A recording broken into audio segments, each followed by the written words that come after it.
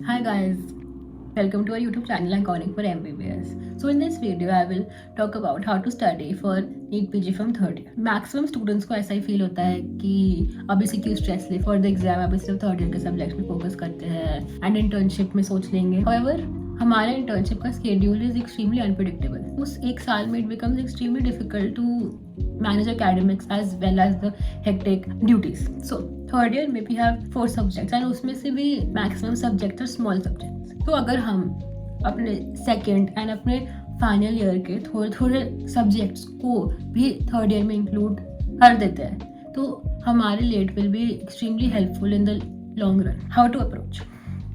Third year जब हम start करते हैं तो हमें थोड़े थोड़े अपने सेकेंड ईयर के सब्जेक्ट्स होते हैं तो मतलब बहुत स्ट्रॉन्गर होते हैं फॉर अस. सो अगर हमने ये सोच लिया कि we have to prepare 2 of the subjects from second year and solve उससे इम्पॉर्टेंट MCQs, तो उससे हमारे 2 सेकेंड ईयर सब्जेक्ट्स बहुत स्ट्रॉन्ग हो रहे हैं. एंड ऑल्सो हमारे जो फाइनल ईयर के सब्जेक्ट्स हैं सो उसमें से अगर हमने 2 major subjects and 2 smaller subjects अपने थर्ड ईयर में ही कंप्लीट कर लिए तो उससे फर्स्टली हमको फाइनल ईयर में भी बहुत ज़्यादा हेल्प होगी एंड उससे हमारी प्रिपरेशन भी हो जाएगी फॉर नीट. तो वो सब्जेक्ट्स क्या होने चाहिए that depends on person to person. आपकी अगर फार्मैक बहुत स्ट्रॉन्ग है तो आप एक ऐसा सब्जेक्ट लो जो आपका बहुत स्ट्रॉन्ग है और एक लो आपका वीक है.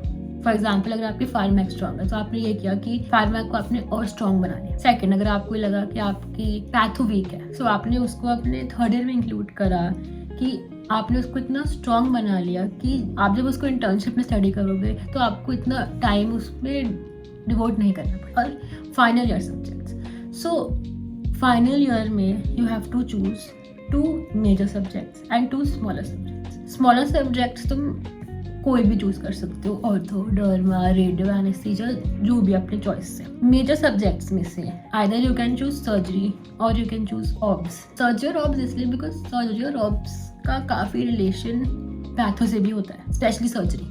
तो हमें बिकॉज अभी फ्रेश स्टडी कर रहा है तो उससे हमारी सर्जरी ईजी हो जाती है. अगर हमने अपने थर्ड ईयर में अपने सेकेंड ईयर के 2 सब्जेक्ट्स और अपने फाइनल ईयर के 4 सब्जेक्ट्स इंक्लूड कर लिए तो जब हम अपनी इंटर्नशिप में पढ़ेंगे तो हमारे एटलीस्ट 8 सब्जेक्ट्स ऑलरेडी स्ट्रॉन्ग होंगे. एंड फिर ऑब्वियसली जो हम थर्ड ईयर के सब्जेक्ट स्टडी कर रहे हैं उसको भी हमें स्टैंडर्ड से पढ़ना चाहिए, फ्रॉम स्टैंडर्ड रिसोर्सेज से पढ़ना चाहिए और उससे रिलेटेड जो भी MCQs है वो भी हमें साइमल्टेनियसली सॉल्व करने चाहिए. हमारा स्केड्यूल ही ऐसे होना चाहिए कि हम थर्ड ईयर के सब्जेक्ट्स भी अच्छे से भी आर स्टडिंग सो दैट हमारा थर्ड ईयर एग्जाम भी अच्छा हो एज वेल एज हमने सेकेंड एंड फाइनल ईयर के सब्जेक्ट्स भी इसमें इंक्लूड कर रहे हैं कि हमारे इंटर्नशिप में इतना हेक्टिक ना हो. एंड उसके साथ साथ हमें अपने MCQs ऑल्सो भी should start to practice. Slowly increase करेंगे. अभी जैसे हमने स्टार्ट किया from half number of question, फिर स्लोली उसको और इंक्रीज करेंगे सो दैट हम जब इंटर्नशिप में आ रहे हैं हमारे मैक्सिमम MCQs ऑलरेडी सॉल्व है एंड